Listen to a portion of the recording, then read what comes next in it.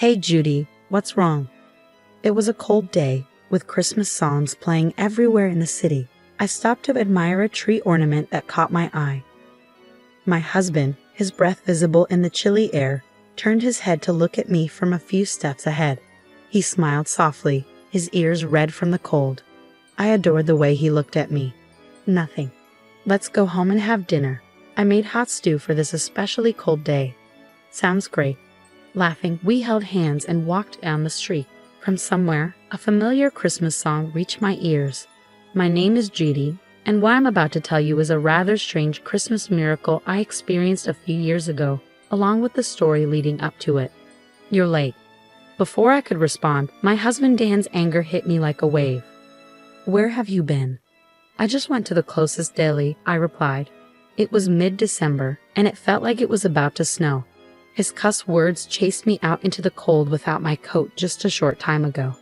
Are you trying to fool me? I'm the breadwinner of this household. When I come home, I expect a proper dinner to be ready and served. Can't you even manage such an easy task? He scolded me harshly in front of the dinner table. No hot sauce? How come you're so lazy about it? There's no way to eat chicken wings without it. Don't mess with me. I had rushed out of the apartment with my wallet and came back with the hot sauce, gasping for breath. His irritation only grew. Deli? Are you crazy? Isn't it cheaper to buy at a supermarket? He pointed at the hot sauce and rolled his eyes. You have no sense of budgeting. I couldn't resist retorting, of course, I buy groceries at the supermarket, but it's far away. I told you earlier, I forgot to buy it today. Anyway, you get upset if the food gets cold.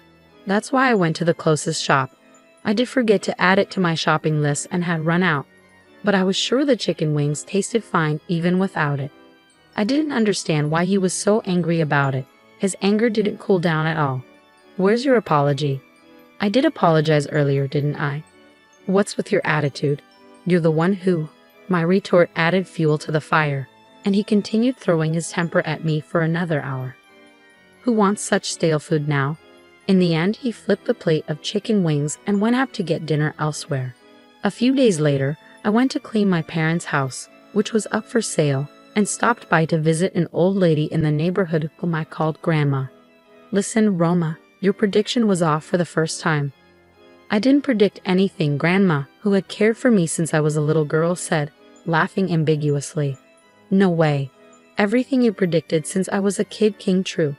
If they weren't predictions, then prophecies, I said with a wry smile. Remember when you told me not to go to the mall?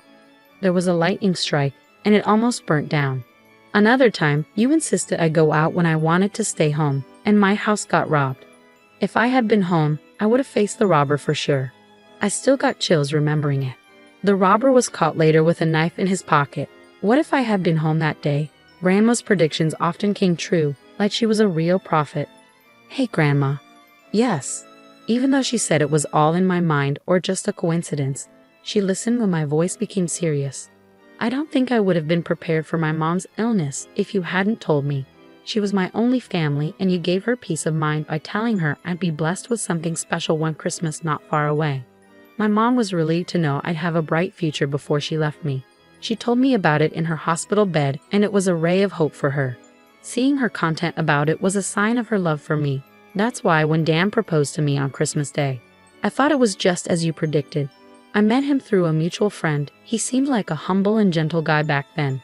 But once we got married, he turned into an arrogant husband. Just like the hot sauce incident, he got upset over trivial matters. He complained the food was too cold or the salad was too lukewarm, even though he was the one who let it sit while he played on his phone. He criticized everything I did, from cleaning the apartment to washing clothes. Nothing I did was up to his liking, which made me feel trapped and suffocated. I don't want to go back home to him, I whined to Grandma, feeling a sting in my nose. Now it's almost sunset. Don't you have to go back and cook dinner? She glanced at the sky and rushed me, though I was slow to move. Feeling softly rejected, I stood up lazily. You're going to be okay as long as you stand your ground. Even though you'll have struggles, you're going to be happy one day. You'll have a Christmas that will make you jump up and down in joy. So just live straight and truthfully. God is watching. I quickly turned around at her words that softened my heavy heart. Is it a prophecy? Let's see. I'm just an old woman, she said with another ambiguous smile, baffling me. Let's see if I put more effort. Dan might change. I tried to shift my mood, thinking it might have been too early to judge her original prediction. But then it was dinner, massages, ironing his shirt. Dan's hostility toward me only got worse. It wasn't even a year since we got married, but it became normal for him to order me around. Instead of a single kind word, he was constantly grumpy and overbearing. Who do you think you are? He snapped at me one night. What did I do? You don't have the decency to welcome me back home. Who do you think you were to hang around outside until now? I have to warm up my food in a microwave. God darn you. His menace made me sigh. I told you, right? I had a co-op meeting tonight. I even left a note on the table for you. Shut up. That's not an excuse for lazy cooking. What do you mean? I didn't cut corners. I prepared the main dish and sides as usual. If it's not freshly cooked, it's called cutting corners. His logic was messed up. I should be prioritized before anyone and anything. I've been feeding you. You're my wife. You must obey me. That's crazy, I said, stunned by his incomprehensible demand. You have no family and relatives and can't live on your own. A scum like you should shut up and just worship me. If you can't, I'll divorce you, he smirked. It seemed to me that he was releasing his stress by making me obey him. Anyway, give me a foot massage. I tried my best to restrain myself from snapping back at him. He would just become angrier anyway. Most of all, I had nowhere to go in the midst of sleet at night. So I sat down on the floor to give him the massage. My life continued like this until one day, I fainted from excruciating pain in the middle of grocery shopping and was taken to the hospital by ambulance. I don't understand, I murmured, my mind going blank as my doctor explained my condition. This virus is transmitted by sexual intercourse. I had your husband tested as well, and both of you have it. You didn't realize it because there were no symptoms. As far as I can tell, you need surgery. I'm very sorry to say this, but I think the chance of conceiving in the future seems extremely unlikely. Dan followed the doctor hurriedly as he left. I can't have a baby, I repeated to myself. As I absorbed the news, my blank mind slowly filled with darkness. I needed to know more. I tried to follow my doctor and Dan on wobbly legs. Wait, doctor, Dan. But I froze when I heard their conversation. So must everyone out there get tested? Exactly. They must be treated all at once. Otherwise, there's no point. It keeps coming back to you. Would they know what the test is for? Of course, my doctor replied, growing irritated. Listening with despair, I realized the bottom line. Dan had at least 3 girlfriends and was still seeing them. I complained to a picture of my mom in an empty room. I had hoped, even though he's not a good husband now, he might change once we have a baby. I kept Grandma's words about eventual happiness like a good luck charm. But I guess I was wrong. In fact, Dan seemed to only care about his own health. He was diligent about his condition but never showed any concern for me. Having lost my parents, I had a strong longing to have my own baby. I hoped for a happy family with a husband, children, and me. Tears rained down on the picture of my mom in my hands. Mom, I sobbed, covering my mouth with my fingers. Suddenly, Dan appeared. What are you wasting your time for? You haven't prepared dinner yet. Here are the divorce papers. This is your punishment for neglecting your master and making a fuss. He noisily entered the room and threw the papers at my head as I sat down. You are irritatingly depressing. I'm ready to divorce you anytime, no problem for me. You are the one who's going to be in trouble, right?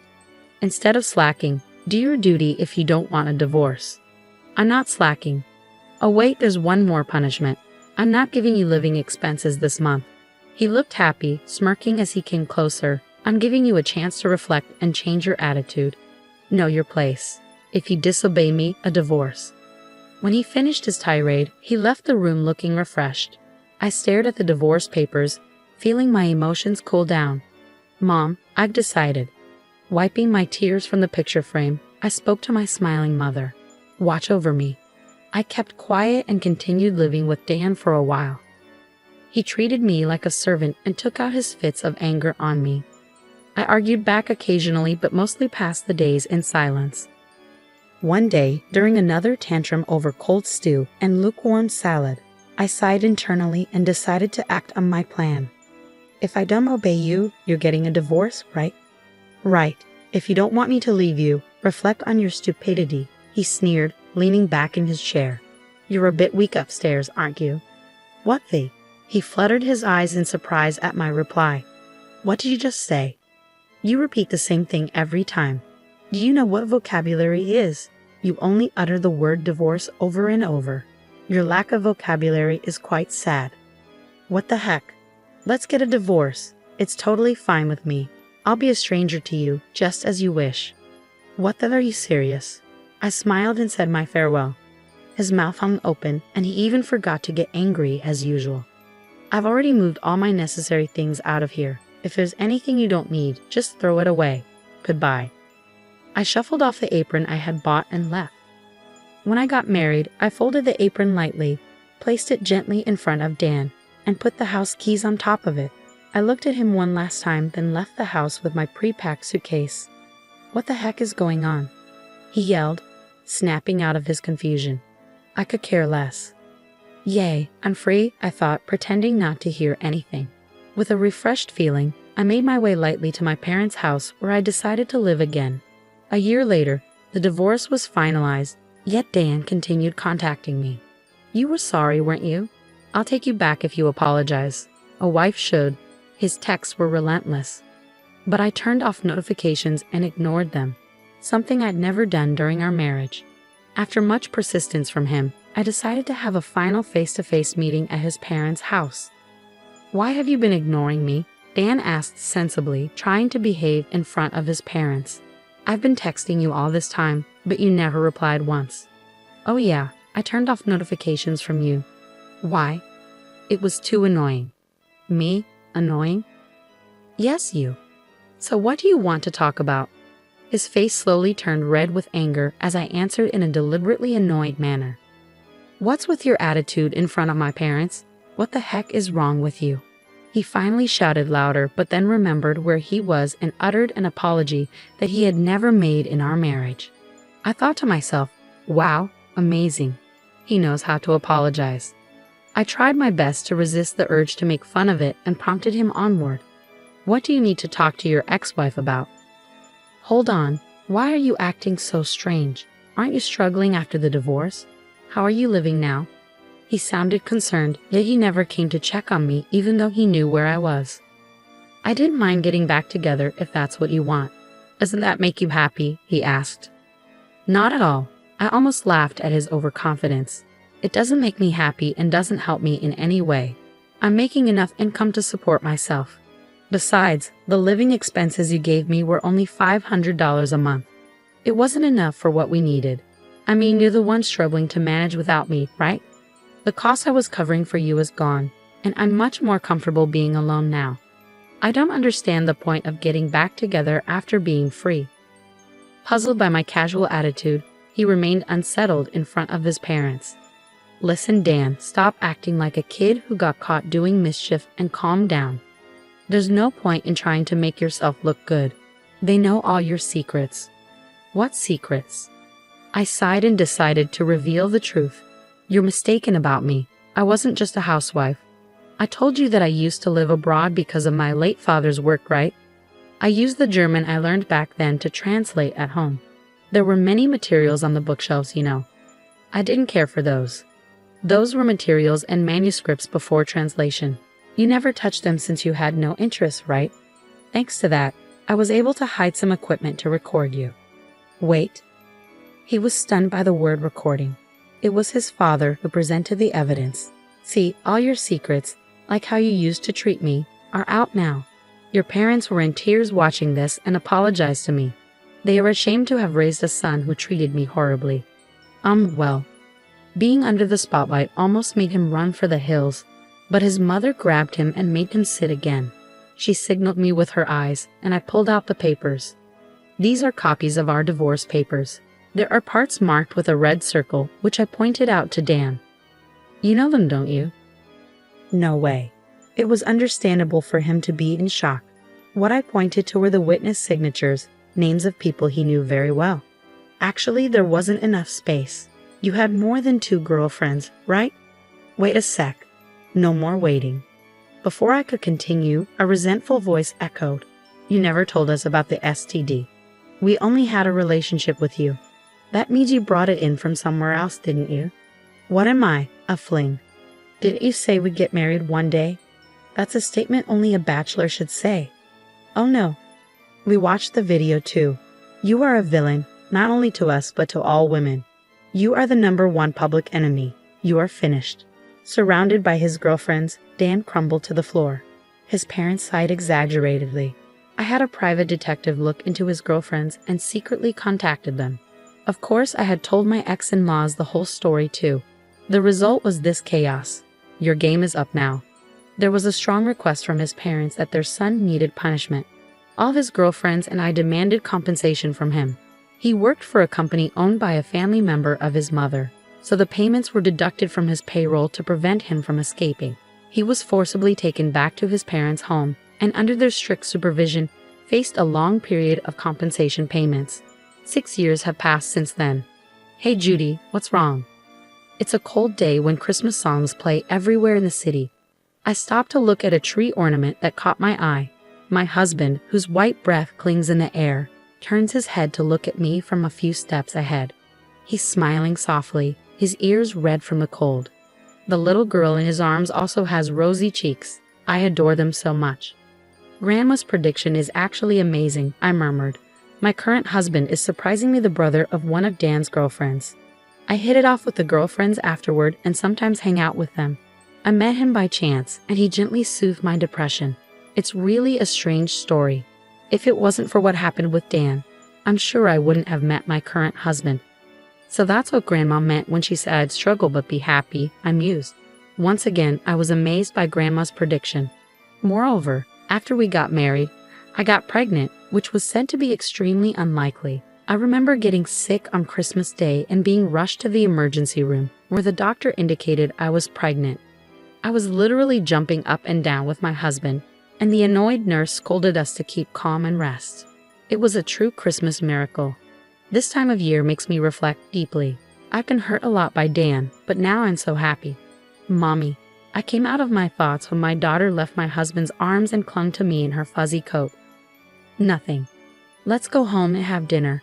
It's hot stew for an especially cold day. I've already prepared it. Sounds great, yay. Laughing, we held hands and walked down the street. From somewhere, a familiar Christmas song reached my ears.